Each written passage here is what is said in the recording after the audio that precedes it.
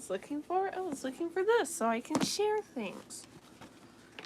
Let's see how many followers I can get for this one. Oh, I forgot. Do I want to keep that? I don't know. What do you guys think?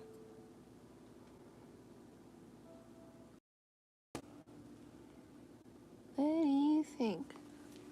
This is supposed to be the original design for Farlianth. One of his concept designs. It looks pretty cool. I don't know. It'll be up for... Maybe I should have a patron. I'll make a patron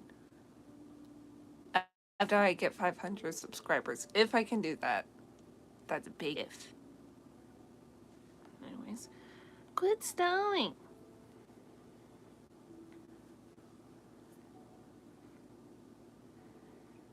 Completely forgot I was working on that though. I don't want to work on it. God damn.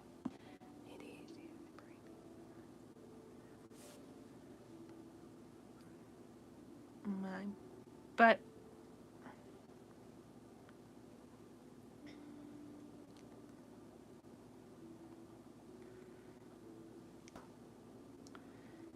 Da, da, da.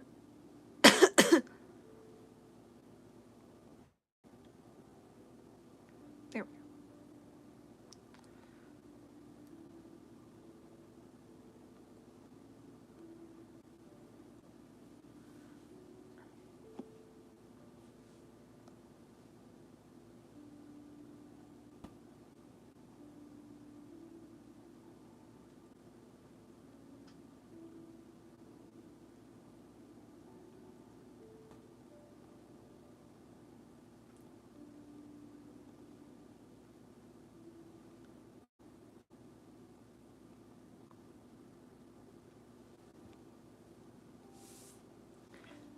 I'm not going to add my mobile number because I basically don't have a mobile number.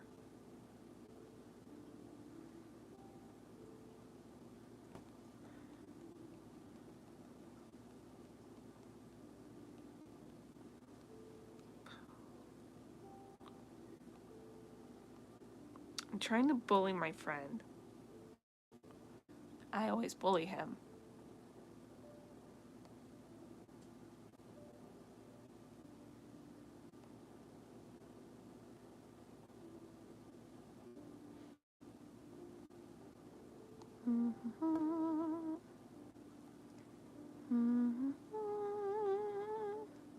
Self-promotion.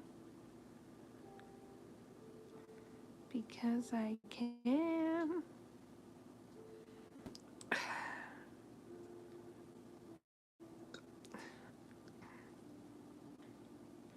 Gotta add in a smiley.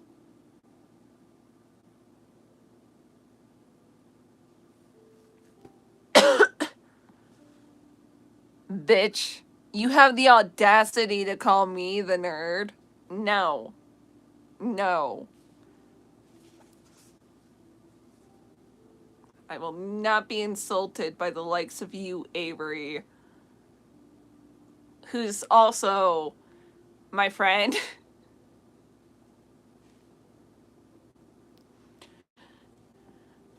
Avery's my friend. I'm probably the only one who you will ever hear me talk mean to, because I'm very mean to my friends.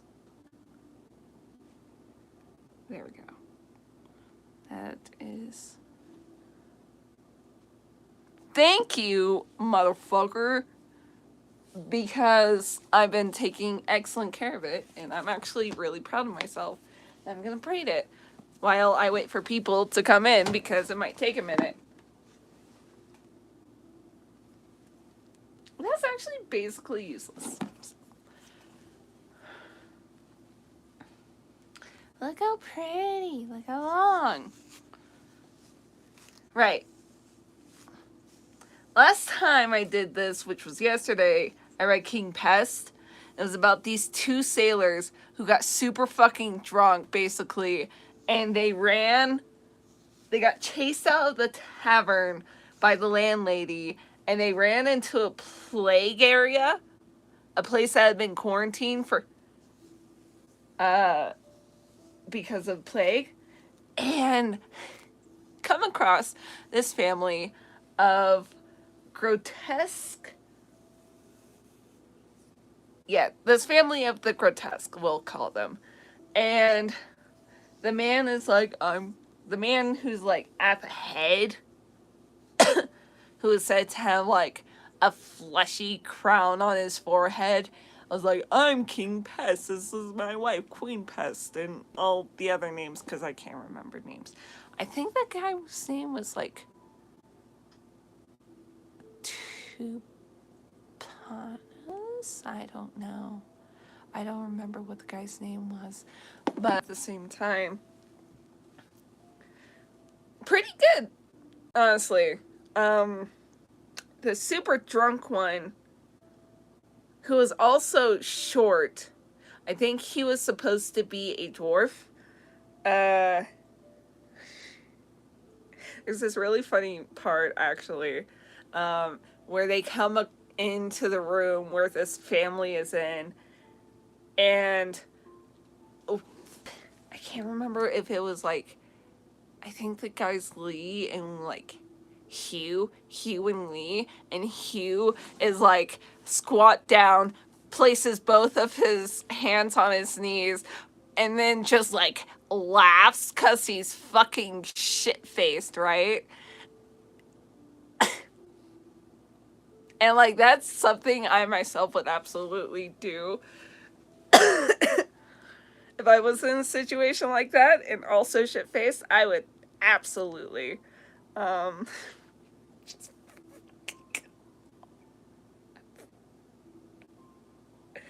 when you don't know what else to do, laugh.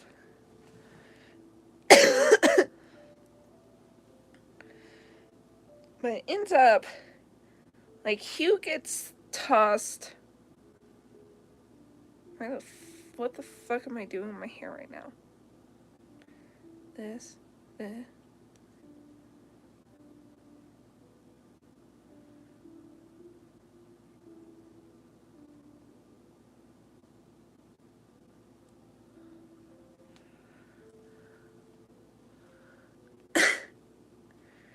Yeah, every year we have an annual, like, little festival. It's nothing much. It's called the Hog Roast. The Hog Roast. Actually, funny story, my boss, we needed our septic tank. Like, this hotel that I work at was built in, like, the 1980s. So it's not super old, but it's old enough to where stuff is starting to wear it down. So the hotel owner is actually responsible, and he actually knows how to, like, work this stuff and actually build this stuff. He is one of the hardest working men I have ever known, and I am deeply proud and humble that he is permitting me to work with him, because he is arguably one of the best business owners I have ever worked for. I have worked for corporations up to this point. It is not worth it. But during the week of the hog roast, one of our actual, like, nemesis in town, who also owns the hotel next to us, tried to shut us down for our septic tanks, based on, like, a complaint from 2009 about sewage leaking into her property.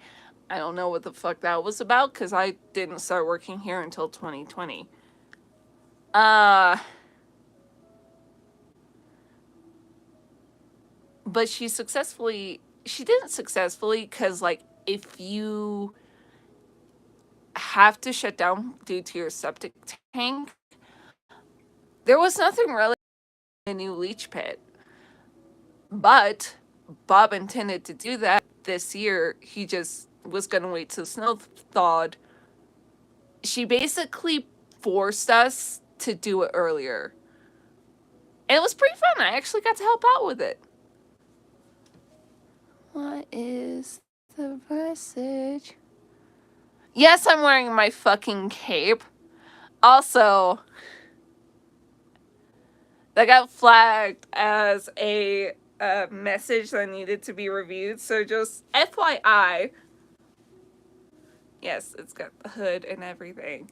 It's my book reading cape, which we're going to get into now.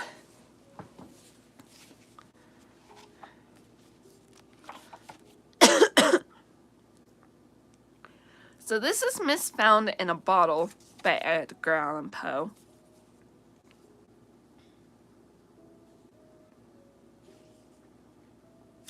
I think this is French, and I'm gonna botch it.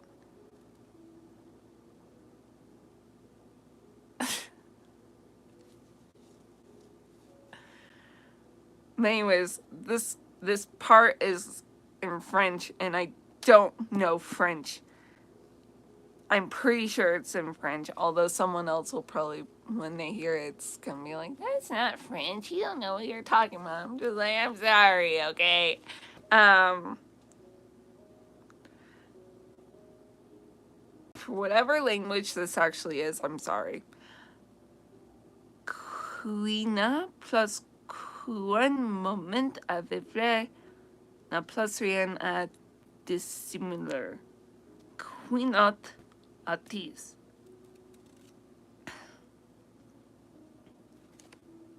I don't know. Of my country and of my family, I have little to say. Our usage and length of years have driven me from the one and estranged me from the other. Hereditary wealth afforded me an education of no common order, and a contemplative turn of mind enabled me to methodize the stores which early study very diligently garnered up. Beyond all things, Beyond all things, the study of the German moralists gave me great delight, not from any ill-advised admiration of their eloquent madness, but from the ease with which my habits of rigid thought enabled me to detect their falsities. I have often been reproached with the aridity of my genius, a deficiency of imagination which has been imputed to me as a crime, and the Pyrrhonism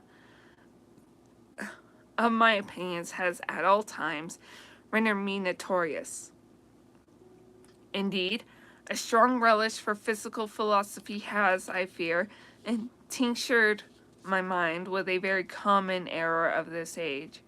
I mean, the habit of referring occurrences, even the least susceptible of such reference, to the principles of that science. Upon the whole, no person could be less liable than myself to be led away from the severe precincts of truth by the ignes fatui of superstition. I have thought proper to premise thus much, lest the incredible tale I have to tell should be considered rather the ravings of a crude imagination than the positive experience of a mind to which the reveries of fancy have been a dead letter and a nullity.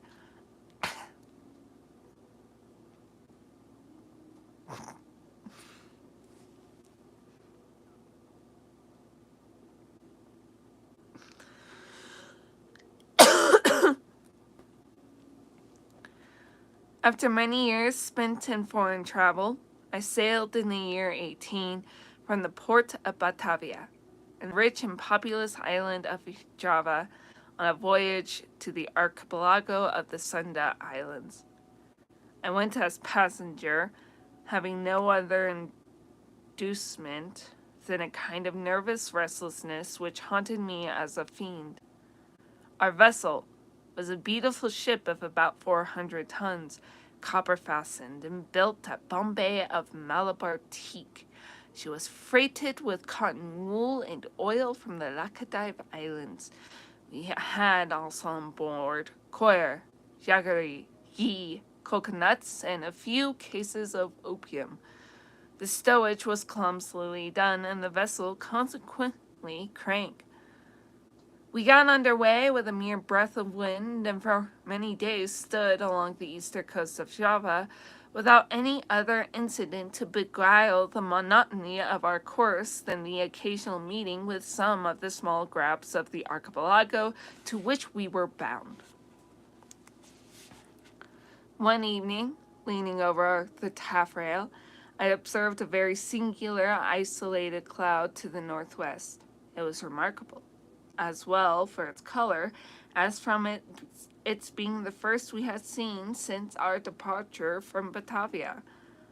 I watched it attentively until sunset, when it spread all at once to the eastward and westward, girting in the horizon with a narrow strip of vapor and looking like a long line of low beach.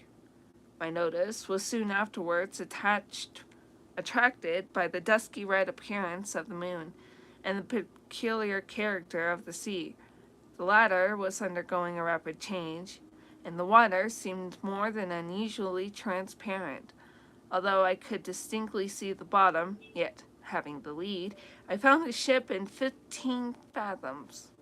The air now became intolerably hot, and was loaded with spiral exhalations similar to those arising from heated iron. As night came on, every breath of wind died away, and a more entire calm it is impossible to conceive. The flame of a candle burned upon the poop with... I'm sorry.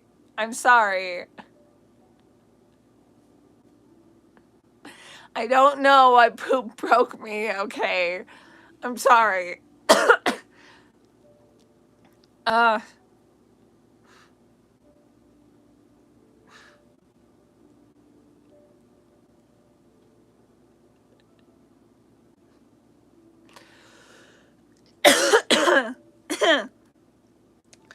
burned upon the poop without the least perceptible motion, and a long hair held between the finger and thumb hung without the possibility of detecting a vibration. However, as the captain said, he could perceive no indication of danger, and as we were drifting in bodily to shore, he ordered the sails to be furled and the anchor let go. No watch was set, and the crew, consisting principally of Malays, stretched themselves upon deck. I went below, not without a full presentiment of evil. Indeed, every appearance warned me in apprehending a simoom. I told the captain my fears, but he paid no attention to what I said, and left me without deigning to give a reply. My uneasiness, however, prevented me from sleeping, and about midnight I went upon deck. As I placed my foot upon the upper step of the companion ladder, I was a loud humming noise, like that occasioned by the rapid revolution of a mill wheel, and before I could ascertain its meaning, I found the ship quivering to its center. In the next instant, a wilderness of foam hurled us upon our beam ends, and rushing over us fore and aft, swept the entire decks from stem to stern. The extreme fury of the blast proved, in a great measure, the salvation of the ship. Although completely waterlogged, yet, as her masts had gone by the board, she rose, after a minute, heavily from the sea, and staggering a while beneath the immense pressure of the tempest, finally righted. By what miracle I escaped destruction it is impossible to say. Stunned by the shock of the water, I found myself, upon recovery, jammed in between the stern post and rudder. With great difficulty I gained my feet, and looking dizzily around, was at first struck with the idea of our being among breakers so terrific. Beyond the wildest imagination was the whirlpool of mountains and foaming ocean within which we engulfed. After a while, I heard the voice of an old Swede who had shipped with us at the moment of our leaving port. I hallooed to him with all my strength. Presently, he came reeling aft. We soon discovered that we were the sole survivors of the accident. All on deck, with the exception of ourselves, have been swept overboard. The captain and mates must have perished as they slept, for the cabins were deluged with water. Without assistance, we could expect to do little for the security of the ship, and our exertions were at first paralyzed by the momentary expectation of going down. I gotta drink something.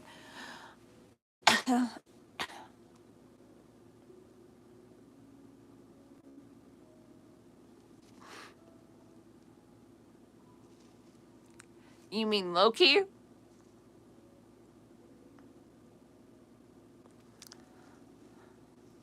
Where the fuck is my...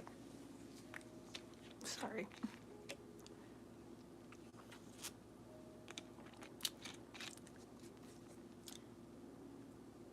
I really should be bringing water to these. Oh well. Hey Loki, you want to say hi really fast?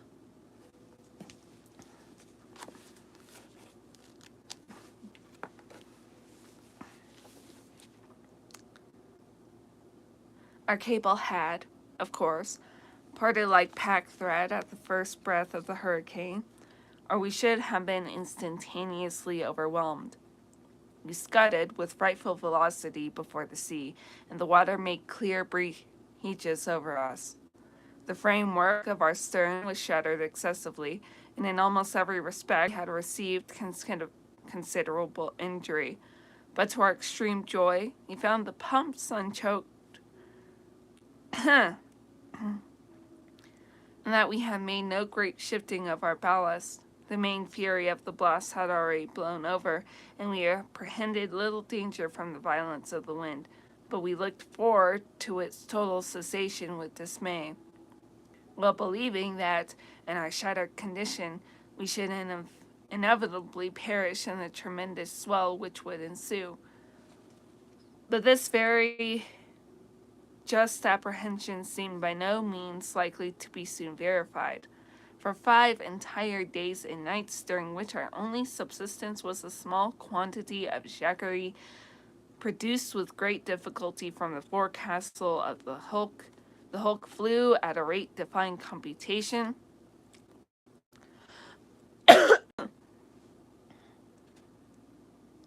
Shit, I lost my place. Before rapidly succeeding the flaws of wind, without equaling the first violence of the simoom. We were still more terrific than any tempest I had before encountered. Our course for the first 4 days was, with trifling variations, southeast and by south, and we must have run down the coast of New Holland. On the 5th day, the cold became extreme. Although the wind had hauled round a point more to the northward, the sun arose with a sickly yellow luster and clambered a very few degrees above the horizon, emitting no decisive light. There were no clouds apparent, yet the wind was upon the increase and blew with a fitful and unsteady fury.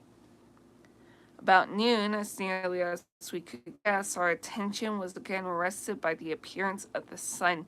It gave out no light, properly so called, but a dull and sullen glow without reflection, as if all its rays were polarized. Just before sinking within the turgid sea, central fire suddenly went out, as if hurriedly extinguished by some unaccountable power. It was a dim, silver-like rim alone, as it rushed down the unfathomable ocean. We waited in vain for the arrival of the 6th day. That day, to me, has not arrived. To the Swede, never did arrive. Thenceforward, we were enshrouded in pitchy darkness, so that we could not have seen an object 20 paces from the ship. Eternal night continued to envelop us all unrelieved by the phosphoric sea brilliancy to which we had been accustomed in the tropics. We observed, too, that although the tempest continued to rage with unabated violence, there was no longer to be discovered the usual appearance of surf or foam which hath hitherto attended us. All around were horror and thick gloom, and a black sweltering desert of ebony. Superstitious terror crept by degrees into the spirit of the old Swede, and my own soul was wrapped up in silent wonder. We neglected all care of the ship, as worse than useless, and securing ourselves as well as possible to the stump of the mizzenmast, looked out bitterly into the world of ocean. We had no means of calculating time, nor could we form any guess of our situation. We were, however, well aware of having made further to the southward than any previous navigators, and felt great amazement at not meeting with the usual impediments of ice. In the meantime, every moment threatened to be our last. Every mountainous billow hurried to overwhelm us.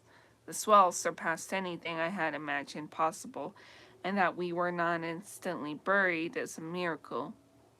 My companion spoke of the lightness of our cargo and reminded me of the excellent qualities of our ship, but I could not help feeling the utter hopelessness of hope itself, and prepared myself gloomily for that death which I thought nothing could defer beyond an hour, as with every knot of way the ship made, the swelling of the black, stupendous seas became more dismally appalling.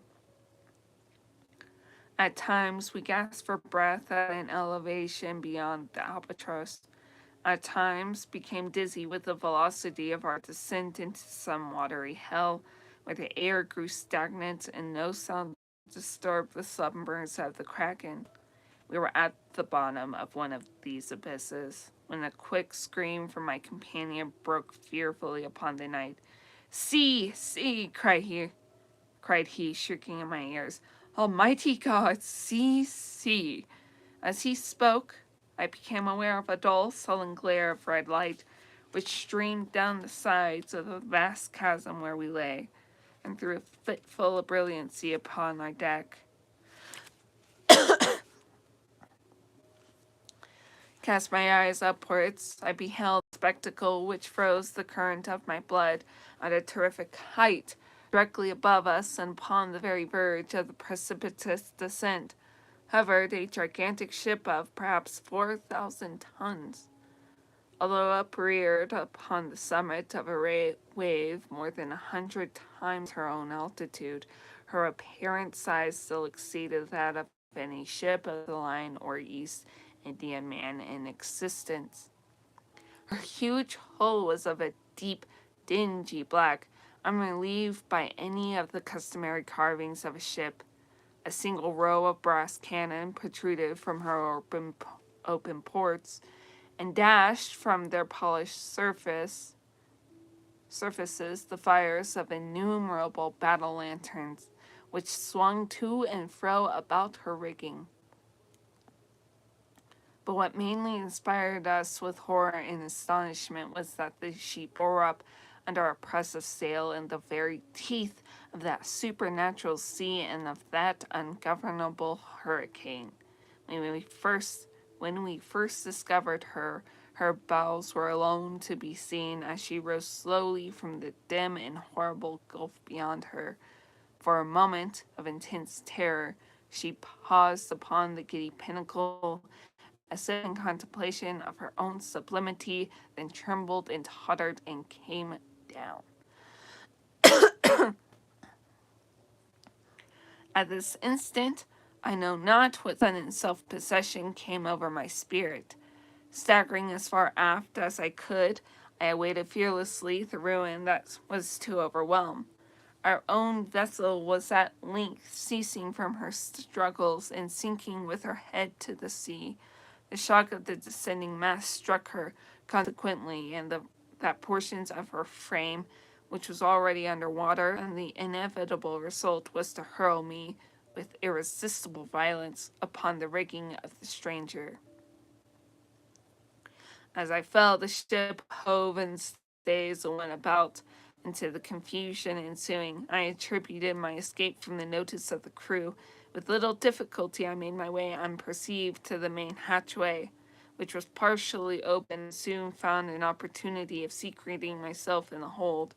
Why I did so, I can hardly tell, An indefinite sense of awe, which at first sight of the navigators of the ship had taken hold of my mind, was perhaps the principle of my concealment.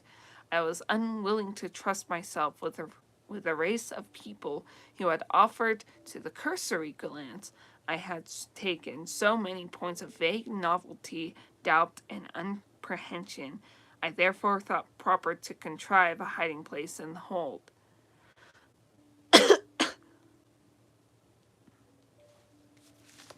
Here's a picture.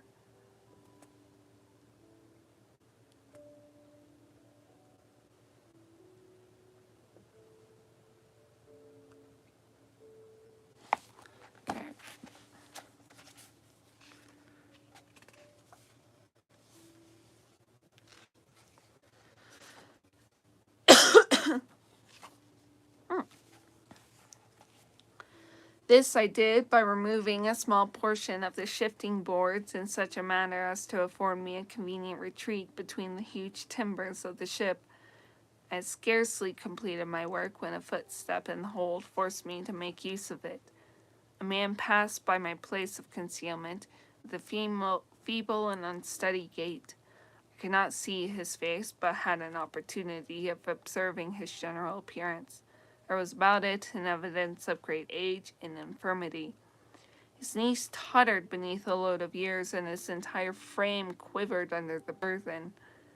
He muttered to himself in a low, broken tone some words of a language which I could not understand, and groped in a corner among a pile of singular-looking instruments and decayed charts of navigation.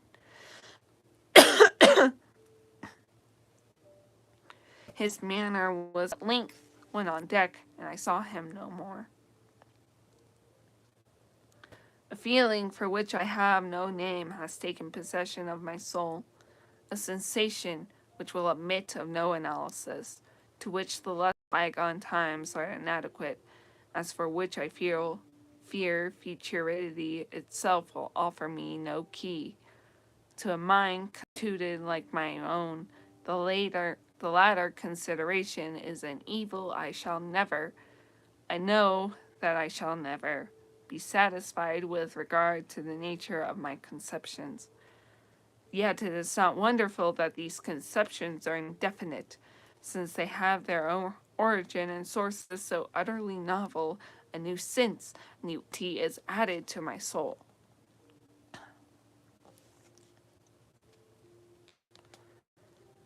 It is long since I first trod the deck of this terrible ship, and the rays of my destiny are, I think, gathered to a focus. Incomprehensible men, up in meditations of a kind which I cannot divine. They pass me by unnoticed. Concealment is utter folly on my part, for the people will not see. It was but just now that I passed directly before the eyes of the mate. It was no long while ago that I ventured into the captain's own private cabin, and took thence the materials with which I write and have written. I shall from time to time continue this journal. It is true that I may not find an opportunity of transmitting it to the world, but I will not fail to make the endeavor at the last moment. I will enclose the MS in a bottle and cast it within the sea. Oh, it's not Miss, it's MS. Oh.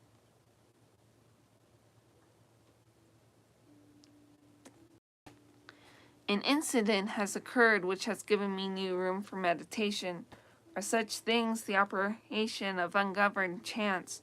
I have ventured upon deck and thrown myself down, without attracting any notice, among a pile of rattling stuff and old sails. In the bottom of the yawl, while musing upon the singularity of my fate, I unwittingly daubed with a tart brush the edges of a neatly folded studding sail which lay near me on a barrel. The studding sail is now bent upon the ship, and the thoughtless touches of the brush are spread out in the word Discovery. I have made many observations lately upon the structure of the vessel. Although well armed, she is not, I think, as before. Her rigging, build, and general equipment all negative a supposition of this kind, what she is not, I can easily perceive. What she is, I fear it is impossible to say. I know not how it is, but in scrutinizing her strange model and singular cast of spars, her huge size and overgrown suits of canvas, her severely simple bow and antiquated stern, there will occasionally flash across my mind a sensation of familiar things, and there is always mixed up with such indistinct shadows of recollection an unaccountable memory of old foreign chronicles and ages long ago. I have been looking at the timbers of the ship. She is built of a material to which I am a stranger. There is a peculiar character about the wood which strikes me as rendering it unfit for the purpose to which it has been applied.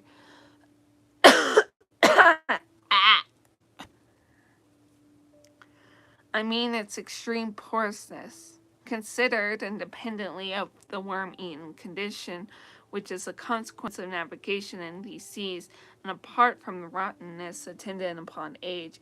It will appear perhaps an observation somewhat over-curious, but this wood would have every characteristic of Spanish oak if Spanish oak were distended by any unnatural means. And reading the above sentence, a curious apothegm of an old... my nose itches. Sorry.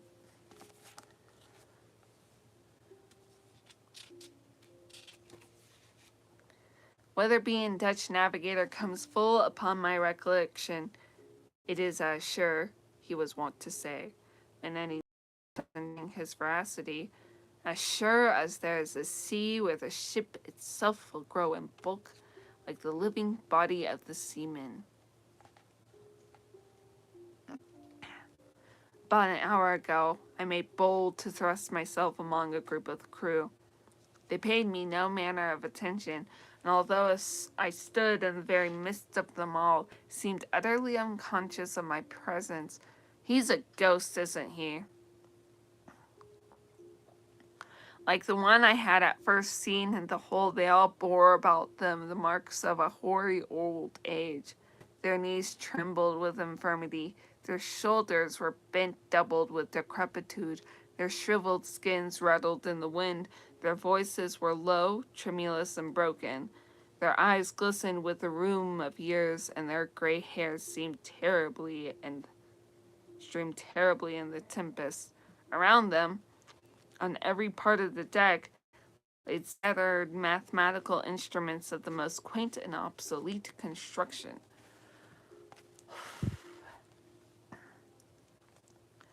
I mentioned some time ago the bending of a studding sail. From that period, the ship, being thrown dead off the wind, has continued her terrific course due south, with every rag of canvas packed upon her, from her trucks to her lower studding sail, booms, and rolling every moment her top-gallant yard-arms into the most appalling hell of water which it can enter into the mind of man to imagine.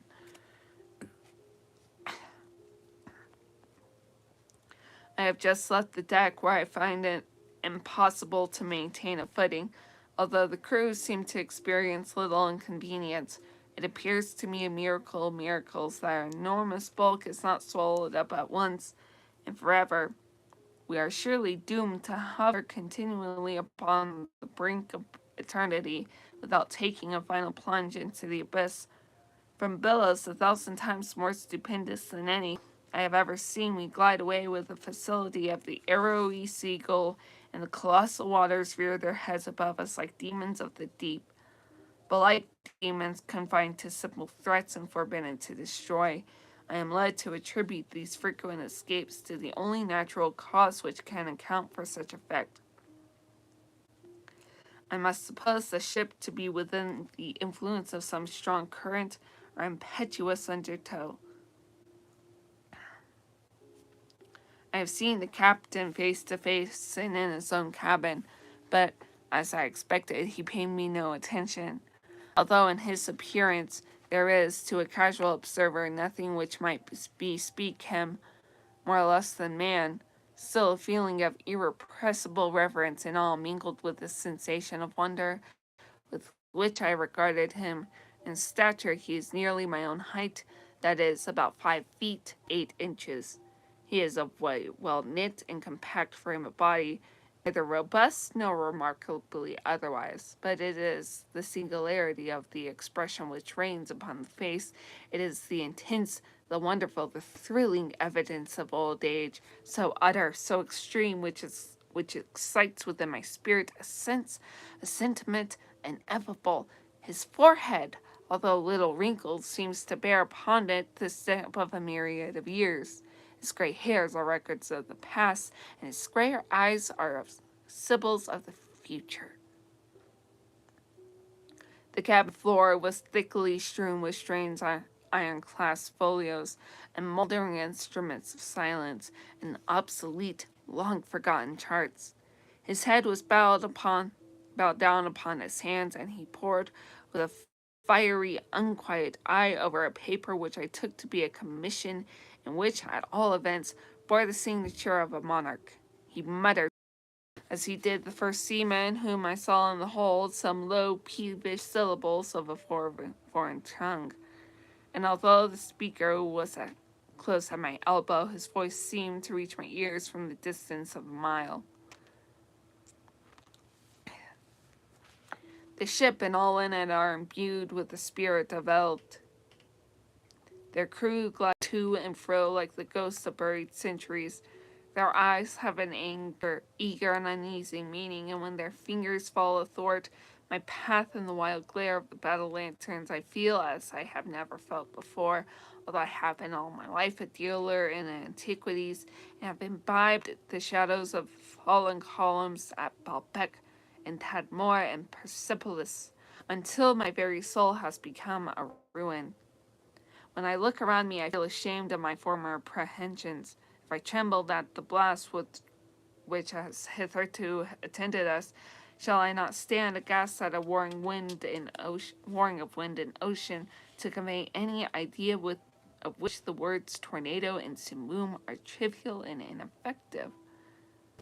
All in the immediate vicinity of the ship is the blackness of eternal night, and a chaos of foamless water, but about a league on either side of us may be seen indistinctly, and at intervals stupendous ramparts of ice towering, towering, towering away into the desolate sky, and looking like the walls of the universe. As I imagine, the ship proves to be in a current. That appellation, and shrieking by the white ice, thunders on to the southward with a velocity like the headlong dashing of cataract. To conceive the horror of my sensation is, I presume, utterly impossible, yet curiosity to penetrate the mysteries of these awful regions predominates even over my despair, and will reconcile me to the most hideous aspect of death. It is evident we are hurrying onwards to some exciting knowledge, some never to be imparted secret, whose attainment is destruction. Perhaps this current leads us to the southern pole itself. It must be confessed that a supposition apparently so wild has every probability in its favor. The crew paced the deck with unquiet and tremulous step, but there is upon their countenance an expression more of the eagerness of hope than of the apathy of despair. In the meantime, the wind is still in our poop, and as we carry a crowd of canvas, the ship is at times lifted bodily from out the sea. Oh, horror upon horror! The ice opens suddenly to the right and to the left, and we are whirling dizzily in immense concentric circles, round and round the borders of a gigantic amphitheater, the summit of whose walls is lost in the darkness and the distance. But little time will be left me to ponder upon my destiny. The circles rapidly grow small, and we are plunging madly within the grasp of the whirlpool. And amid a roaring and bellowing and thundering ocean and of tempests, the ship is quivering. Oh God, and going down. Oh, there's a note here.